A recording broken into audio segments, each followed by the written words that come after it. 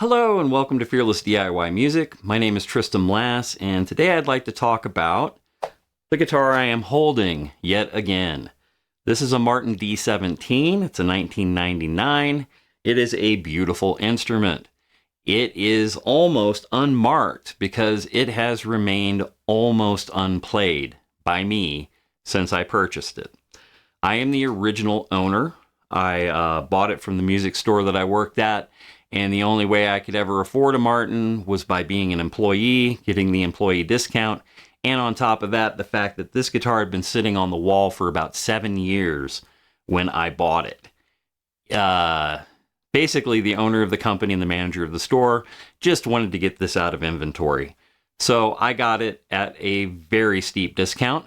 It's the only way that I would be able to afford a Martin. And I still had to do a layaway plan and make payments on it before I took it home. So I end up with this guitar. I end up not playing it. For whatever reason, I have never bonded with this instrument. I have tried. I have lowered the action to my ideal height. I have, adjusted it to make it perfectly playable. And I still just never pick this guitar up. So the question, or the point of this video is, if you have an instrument like a Martin or a high-end, custom shop Fender or a Gibson, a higher-end Gibson guitar, and you have managed to acquire it and you end up not bonding with it, but if you sell it, you'll probably never get another one. Do you sell it or do you keep it? It's a hard question. I know that if I sell this guitar, I will probably never own another Martin. I quite simply am not in a budgetary position to acquire another Martin. I am also kind of unwilling to pay Martin prices for a singular guitar. I do have a lot of acoustics that I've accumulated over the years that I did not spend much money on at all that are great players and sound incredible. I play my Yamaha FG730 S all the time, and it's a spruce top dreadnought. It's about 15 years old, and it's a phenomenal guitar. I love the way the neck feels. I love the way it sounds. Overall, I'm not a dreadnought person. I think that's part of what contributes to the fact that I don't pick this one up very often. It sounds fine, and the neck profile is good. I really actually like the neck on it. It is just not appealing to me. When I really want to sit down and play some acoustic guitar, I'm using a Gibson LGO for the most part. This is my number one acoustic guitar, probably always will be. It couldn't be much more different than this. This is a budget guitar from the mid-60s, beaten up, has a real narrow neck, has a very distinctive sound, it's small-bodied, and it's just perfect in my estimation. This guitar is kind of the antithesis to that. If it had a spruce top on it, it'd be, completely in another universe. But I just don't know what to do. I mean, I'm making this video because I'm sure there are other people out there that are in this situation that are, it's like, if, I have this on the wall, okay, down in the studio. When people see it, they go, oh, you have a Martin.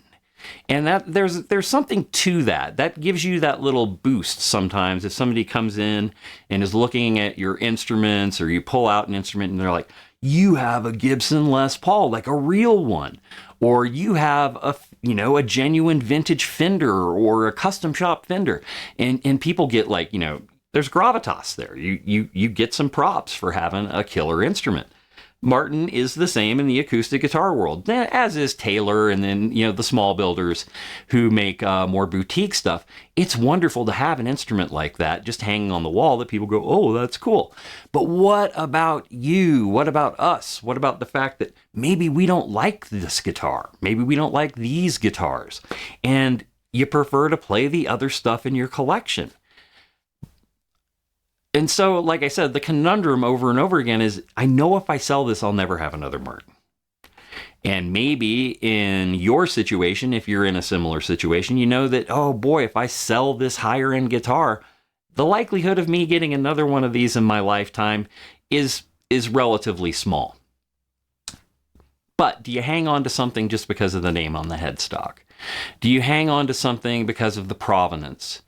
Do you hang on to something that you don't play just because you know that it's supposed to be cool, but maybe it's not cool for you?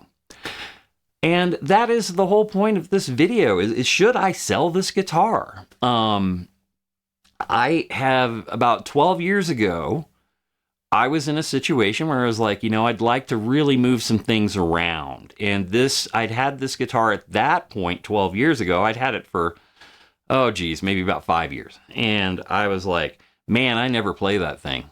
Love it. Love the look of it, kind of. But man, I just don't play the Martin. And I actually went so far as to start making an ad. This is before Reverb, so I made an eBay ad. I was ready to hit publish. And then I lowered the action on it a little bit, gave it one more play, and I'm like, I'm going to give this thing another chance. I'm going to hang on to it. And I passed on selling it that time. And that's the closest I've ever gotten. Until now. I mean, I think I'm ready. It's been 12 years. There is virtually no wear on this instrument. I mean, I'm the original owner. I still have the paperwork for it. It did sit in the shop for, all those years, but it didn't get damaged in the store, which is a miracle. And it's just like, there's nothing wrong with it. It's like a timepiece, a time capsule piece. So my question to everybody who's made it this far into the video is, and please leave this in the comments, should I sell a guitar I don't play, even though I'm scared that I'll never have anything like it again? And that's the question. And have you been in this situation? And what did you decide to do? All right, well, subscriptions keep going up. The comment section is great. I'm loving getting to know people. And please hit like and subscribe if you've made it this far. And please share. That really is helpful as well. So I appreciate you, and I will see you next time. Take care.